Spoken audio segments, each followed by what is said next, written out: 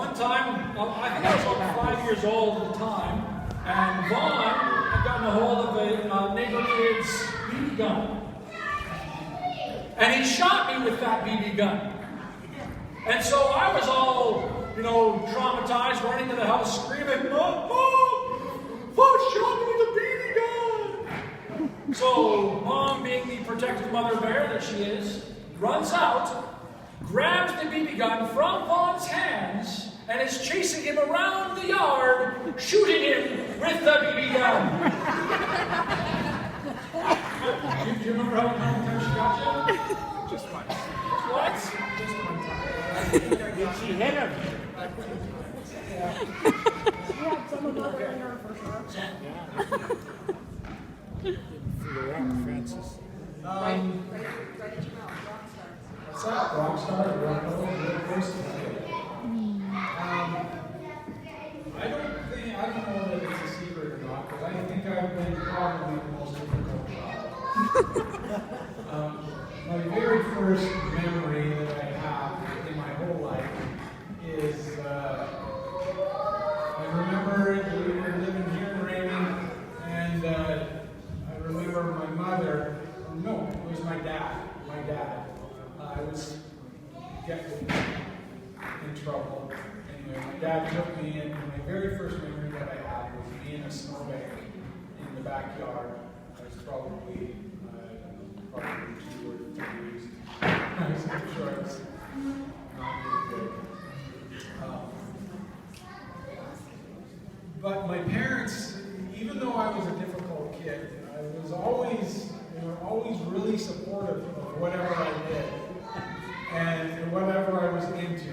And I remember in our house on 18th Street, when I started getting a little older, I remember throwing, the tennis ball, and on the side of our house, a whole bunch of dents in the brown aluminum side, and for me throwing a tennis ball at it because I was honing my skills as a baseball player, of course. And then growing up, when I was in junior high and into high school, does anybody remember what our driveway looked like? Yes. Uncle Ed, what did our driveway look like? Skate I park. think it had good dust and glue on it. Yeah. I was fortunate enough to grow up in a house with a big long driveway, and I got into skateboarding, of course. And I spent all my waking time skateboarding. And if I wasn't actually skateboarding, I was building ramps to skateboard. And our whole driveway was basically a skateboard park. There was probably 6 or 7 ramps on that driveway. And then, of course, winter came along, and I couldn't give up the skateboarding in the winter time. And so,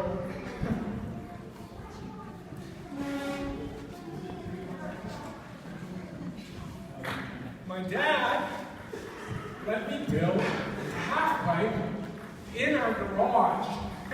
And it wasn't just a little half pipe. He gave up 2/3 to 3/4 of his garage so that myself and my friends could have this skateboard ramp in our garage. Inside, so we could, and not only that, but the heat, turning on the heat during the winter so that we could skateboard in the garage. And so, yes, I loved skateboarding growing up, but more than that, it was because of that I learned to build. And as you guys know, I don't know if everybody knows, but that's what I do now. I'm a builder. Your house still looks like skateboards. My house right now has a skateboard, concrete skateboard ramp in the backyard. And so, yeah, I appreciate that from my dad.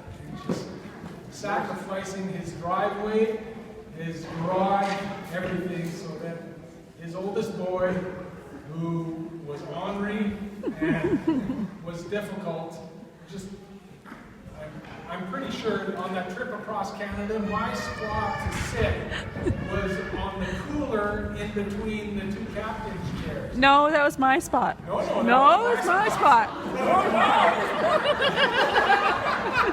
And I'm pretty sure that was because I was the most expendable of all the children. So if there is an accident, you know, we can lose one. It's not a big loss. The rest were just being carbon monoxide poisoned in the back seat. Juan loved, as he says, he loved skateboarding. When he was in grade 12, he and some of his buddies decided that the city of Medicine Hat needed a skateboard park, not just ice rinks. Right? So they went to the city hall, a group of them, and decided they would ask the city if they could have a skateboard park. And they assigned one of the aldermen to visit with them.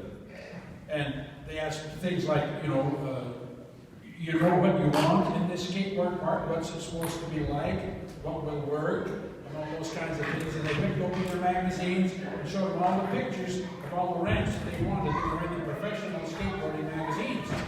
So they got that down pat. And then he says, do any of you guys know how to build ramps? He'd already built 5 or 6, including the half pipe in my garage. And so him and a couple of his buddies said, yeah, well, we've built a few already. So he says, the city will buy the supplies, you boys build it. I guess he was the foreman of the crew while they were building it. And as they were building, he'd say to himself, okay, we built the first ramp, and now all my buddies who were supposed to be helping me build, all they want to do is skate. So, when we built the other ones, we're not going to finish them. We get 95% finished, and then stop. And then the other one to get 95% finished, and then the next one. And he says, we want one ramp that was curved. Dad, you know that steel pipe we have on the, where you come up off the transition to the ledge? And he says, how am I going to bend that pipe? I says, well, who bends pipes? I don't know. I says, muffler shops. They bend pipes every day for people's cars for their exhaust pipes. Oh, good. So he goes down there, and he told him what they needed, and those guys bent the pipe, and then his buddies put it in. And on about the last day, or the last few days of the construction, the city foreman came by and he says to Vaughn, well, I'm going to bring 3 carpenters over to the bottom. What do you want them to do? Oh, well, so Vaughn knew exactly what. So they got there and they finished a whole bunch of stuff that day. And Vaughn said to me that night,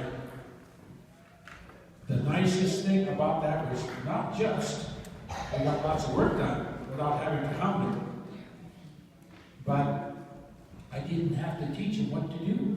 Because they already knew how. He just didn't know what. They told them what to do, they already knew.